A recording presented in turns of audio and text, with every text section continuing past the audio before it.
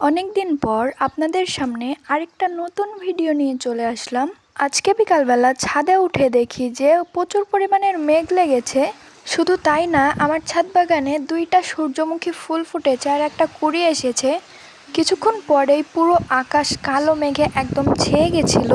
বৃষ্টির চেয়ে বৃষ্টি হওয়ার আগ মুহূর্তটা আমার কাছে দেখতে মাশাআল্লাহ অনেক ভালো লাগে। আপনাদের কাছে কেমন লাগে জানিয়ে যাবেন।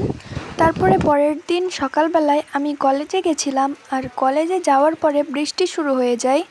সেই দিন বিকালবেলা ড্রাগন গাছের সব ডালগুলোকে কাটিং করে ফেলেছিলাম। আমার ছাদ বাগানে যেই ড্রাগন ফলের গাছ আছে সেটাতে একটা ড্রাগন ফল হয়েছে। কাটিং করার জন্য কিছু না নিয়ে যাওয়ার কারণে আমি হাত দিয়ে এটাকে ছিঁড়েছিলাম। আর এইটা ছিল সাদা কালারের ড্রাগন। এই ভিডিওটা এই পর্যন্তই।